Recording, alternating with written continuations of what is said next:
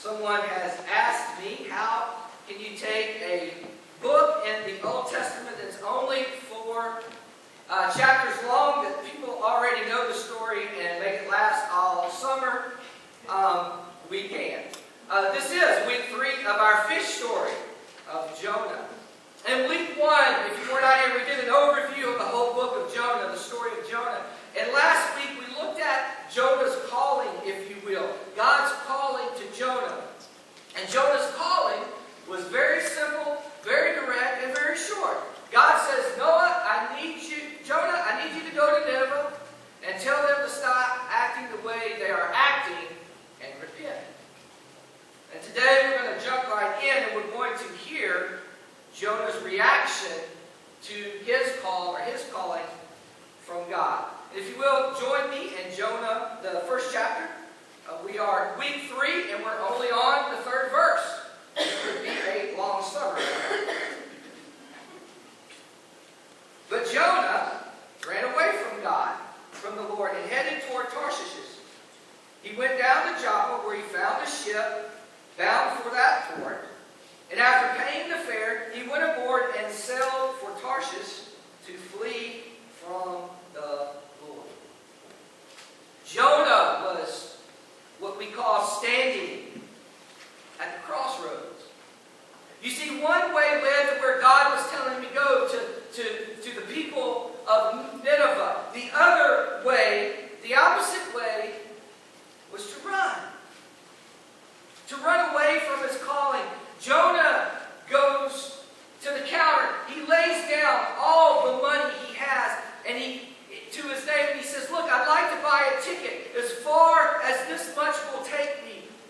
And we've witnessed that movie, seen in a movie a million times, where someone's trying to get away. A person on the run, no intention of ever returning from where they go. And they place all their money on the counter and says, how far will this get me out of town?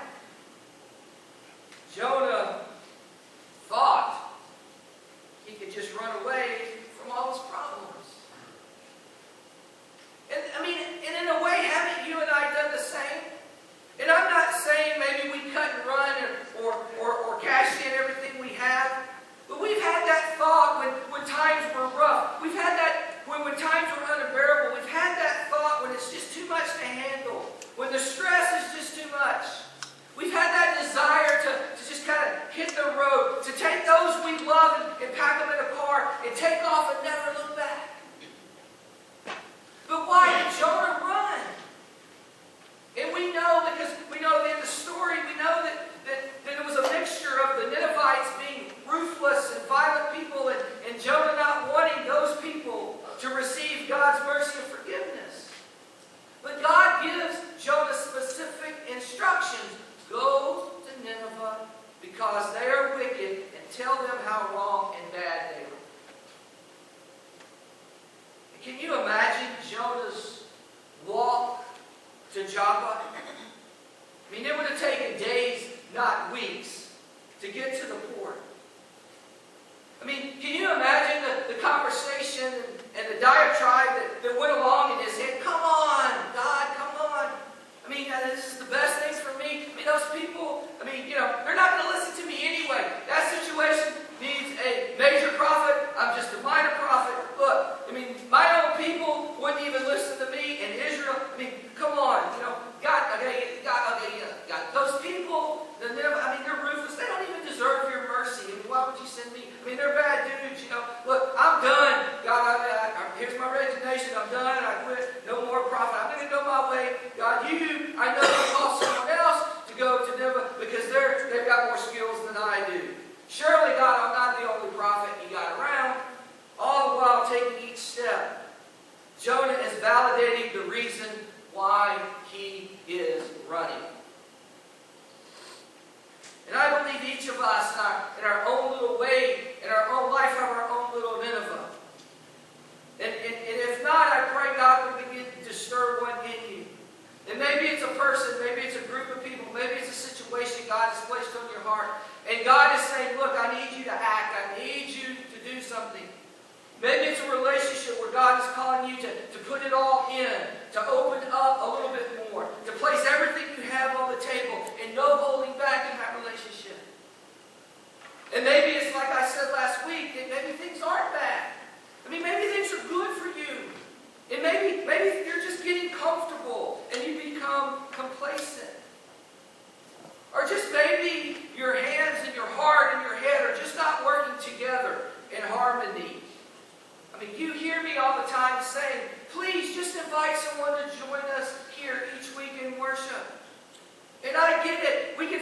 every excuse under the sun to run to Tarshish. And why do I keep harping on this? I mean, why do I keep always saying, please invite people here? It's not to hear me preach or sing or whatever. It's because the only calling God gives a faith community, the only calling this faith community has, the only calling anyone that follows Jesus, the only calling is, in Jesus' words, go and make disciples. 4 words. And specifically, our faith community does that. As we do that, we try to connect them to the love of Jesus Christ. But all of us have gotten good about hiding behind busy schedules, hiding behind indulgences, hiding behind distractions. I mean, we can all make excuses. We all do make excuses. We begin to dwell in specific superficial friendships. I mean, if you step back and look for a moment, we live in a culture where we believe we are close to someone if we like their Facebook status. Think about that. I'm connected to you because I hit like on a picture of your cat sitting on the counter. I mean, I like cats sitting on the counter. Don't get me wrong. I mean, we live in a society where we think we have a deep connection with someone if we watch the same television show they do. And I'm not saying that's bad. I'm just saying that's not intimacy.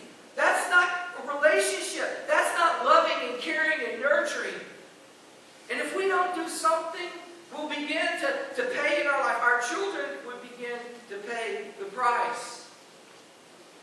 And I think technology is a good thing. It is. Believe me. I have a smartphone. It's smarter than I. I can remember a time where I actually talked to someone on my smartphone. Or when I was with 98 young people in the hills of Tennessee, and after the first day, everyone forgot about cell phones. It kind of became this community of faith believers and questions and prayers and tears and songs of laughter, even without cell phones. And I grew up with a rotary phone. I'm 45 years old. Hey, I had a rotary phone, okay? And as a teenager, if I wanted privacy, I told my dad I needed a phone in my own room. My dad went and bought me a 200-foot receiver cord. So I just take it off and stretch it all the way down the hall in my room and shut the door. That's how we did it in my house. Okay, I got to get off that before I get on my high horse about participation trophies again. Okay, verse 4. Then the Lord sent a great wind on the sea, and such a violent storm arose, and the ship threatened to break up. All the sailors were afraid of each, and each cried out to his own God. And they threw the cargo into the sea to lighten the ship. But Jonah had gone below deck, where he lay down and fell deep into sleep. What we need to understand is these are professional sailors. I mean, think Deadliest Catch. Watch TV. Think that here. But this storm is more violent than any storm they'd ever been in. Their lives are in danger. They know it. They throw their cargo overboard. Because that's the thing you do to lighten the load to save the ship, to keep it from toppling over. They sacrifice their paycheck and even put themselves in a financial bind. These are the best of the best, and they are panicking, and Jonah, meanwhile, is asleep. You see, when we run from our problems, when we run from what we know we should be doing, as we find with Jonah, it can result in 4 characteristics in our lives, or 4 things that pop up. The first thing we need to learn here is that when we run away or don't do what we know we should do, it can lead to a downright spiral. I mean, things in our life, just like Jonah, can spin out of control fast, and they go from bad to worse in a matter of seconds. The second thing, when we run from our problems or we don't do what we know we should do, it can be very, very tiring. I mean, when the story of your life is raging out of control, it will drain you of every bit of energy that you have left. Jonah was so exhausted from running from God, from running from his problems, from running what he knew he should do. He was so exhausted. He was asleep in the middle of the biggest storm there was. We're going to pick up with verse 6. When we do, I want you to pay attention to the only question that Jonah doesn't answer. The captain went to him, meaning Jonah, and said, "How can you sleep? Get up and call on your God. Maybe he will take notice of us so that we will not perish." And then the sailors said to each other, "Come, let us cast lots to find out who is responsible for this calamity." They cast lots, and the lot fell on Jonah. So they asked him, "Tell us, who is responsible for making all this trouble for us? What kind of work do you do? Where do you come from? What is your country? From what people are you?" Jonah answered, "I am a Hebrew. I worship the Lord, the God of heaven, who made the sea and the dry land." This terrified them, and they asked, "What have you done?" The sailors began to cast lots. And it's sort of like rolling dice, if you will. It's a way that people during that time would ask God to answer their questions. And when they didn't believe it was chance. They believed that some divine hand had a hand in which dice rolled up. And when they did, they find out it was Jonah. And when they did this, they began to ask Jonah some questions. Now, did you notice the only question he didn't answer? What's your occupation? What do you do for a living? That was the only thing he didn't answer. Jonah never tells them that he is a prophet of God. Jonah knew it was him. Even in his running and hiding, Jonah knew God was still in charge at that moment. Verse 11. The sea was getting rougher and rougher, so they asked him, "What should we do to you to make the sea calm down for us?" Jonah says, "Pick me up and throw me into the sea, and it will become calm. I know that it is my fault that this great storm has come upon us." Instead, the men did their best to row back to land, but they could not, for the sea grew even wilder than before. Then he cried out to the Lord, "Please, Lord, do not let us die for taking this man's life. Do not hold us accountable for killing an innocent man. For you, Lord, have done as you please." Then they took Jonah and they threw him overboard, and the raging sea grew calm. At this, the men greatly feared the Lord, and they offered a sacrifice to the Lord and made vows to him. It brings us to our third result. When we run or we don't do what we know we should do, we involve innocent people in our mess. I mean, it's not their fault, but it's true, isn't it? I mean, ask anyone, no matter their age, about their parents' divorce.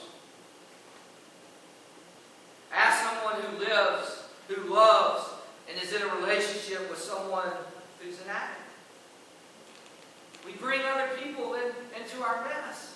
And the sailors didn't want to throw Jonah overboard. I mean, even when they knew it was Jonah, what did they do? Scripture tells us they even tried harder to row back to shore. They didn't want to do that. And the irony is, the captain's irony alert is, the sailors who didn't believe in God did what they didn't want to do, and that is throw Jonah overboard. But they did it anyway. And when they did that, did what God called them to do, to throw him overboard. Guess what? The storm was over. And it tells us they then began to worship and believe in God. Verse 17.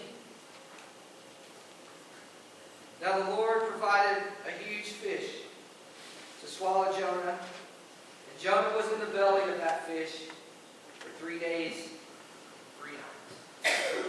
Brings us to our last characteristic. If we run from our problems, if we don't do what we know we should do, it will rob us from any hope in our life.